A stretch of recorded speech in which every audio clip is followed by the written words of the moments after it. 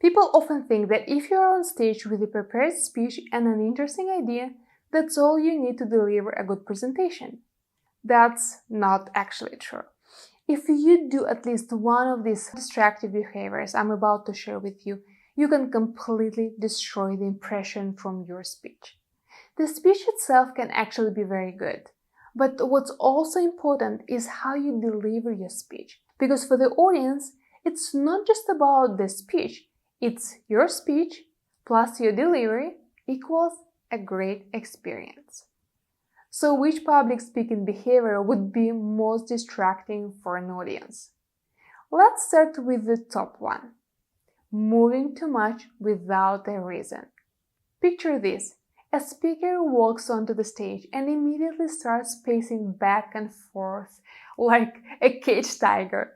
He shifts from foot to foot or makes big, unnecessary gestures. When you move too much without purpose, your audience can't stay focused. Our brains are wired to notice movement. It's a survival instinct. So when you're constantly moving around or making big gestures for no reason, people's eyes automatically follow the motion instead of focusing on your words. Stand grounded most of the time so your audience sees stability and confidence. And then when you move, do it with intention.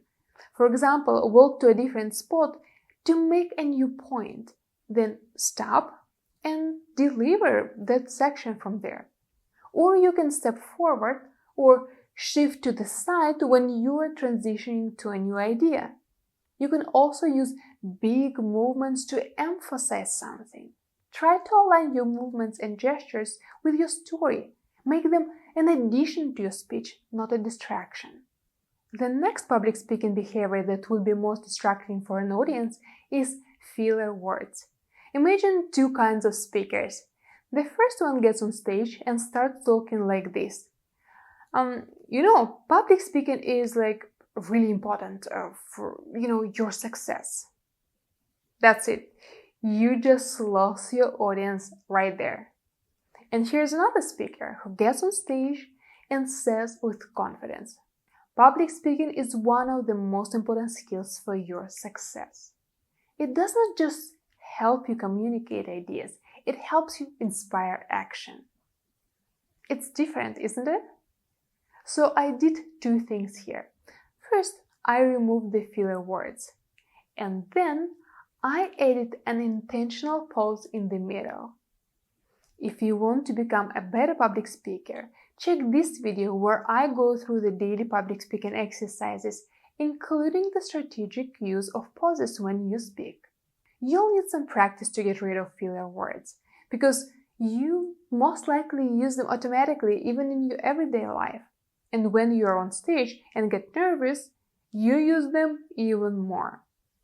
If you need a quick fix for a presentation that's coming up soon, plan the important parts you know you'll talk about. Just think them through and say them out loud. It's easier if you record yourself and then listen to where you add filler words. Then try saying the same thing without the filler words. Also, you can memorize the important parts of your speech or practice them until you can deliver them automatically. These are the parts where you want the audience to pay attention. For example, when you give a strong opinion, provide a definition, or share an important story. Make them sound confident, especially if the content relates to your area of expertise. It will improve the overall impression of you as a speaker. If for some reason you forget something on stage or feel like you're about to say, just pause for a moment. A short silence feels natural and powerful. It gives the audience a moment to process your idea, and you have time to organize your thoughts.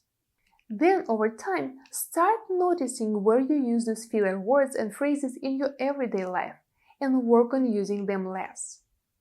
It's not that easy, but once you know what to look for, you start noticing them more. And you probably know your favorite filler words already. You just haven't paid much attention to how often you use them. Now, here's one thing I do differently with my videos. When I prepare and script my YouTube videos, which also seem kind of like speeches, I intentionally leave in the words like this, like, or so, or longer, and because I want these videos to feel less perfect and more natural. These are the words that I use in everyday life, trying to keep them balanced. Another public speaking behavior that can be distracting for an audience is poor eye contact. And it's not even a distraction, your eyes are your connection to the audience. When you lose this eye contact, you're gone. Looking at the floor, the ceiling, your nose, or your slides too much often can make it feel like you're avoiding the audience. It makes your presentation feel like a one-way street. Think of eye contact as conversation. Look at one person for a moment, then move naturally to another, spreading your attention around the room. If you're speaking to a larger audience, for example, a whole field with 100-200 people, then it might be difficult to pick out individuals. It's even harder when you're under stage lights and the rest of the hall is dark. In this case, aim for sections rather than individuals. This simple shift makes everything feel like you're speaking with them, not at them. It works the same if you have even more people. Also, if this video brings value to you, please like it, share it with your friends, and subscribe to the channel. After you click the subscribe button, there will be a little bell on the side. Click it too. That way you'll be notified when I release more videos like this. The next public speaking behavior that would be most distracting for an audience is small distracting gestures. While big movements steal attention, small gestures can be just as distracting. These are the little nervous habits that speakers often don't even realize they're doing. Let's say a speaker uses nose for the speech. Imagine if they start constantly doing something with paper in their hands, or some people like to fix their hair, or touch their nose, or play with a pen or another object in their hands. So, what do you pay attention to then? The pen? The nose? The hair? Everything around, but not the speech itself. People start counting how many times you touch your face or wondering why you keep adjusting your hair all the time. These small movements might seem unnoticeable to you, but they're incredibly noticeable to an audience. So before you speak, check what you are holding or wearing. Put down anything you don't absolutely need, and practice keeping your hands either at your sides or making purposeful gestures that support your words. Often speakers make these gestures unconsciously, because when you feel nervous, your body automatically generates extra energy that you somehow need to get rid of. And you start moving everywhere and touching everything. Use gestures with purpose. Open your hands to emphasize the idea. Count on your fingers when you are making a list, or make a small movement to highlight the key part. Gestures on stage are good. They help you better express your ideas. Make them a part of your performance.